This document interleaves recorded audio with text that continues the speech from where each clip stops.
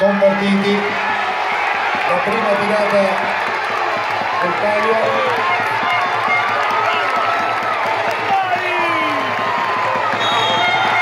Porta San Martino si aggiudica la prima tirata sul Porta San Giacomo.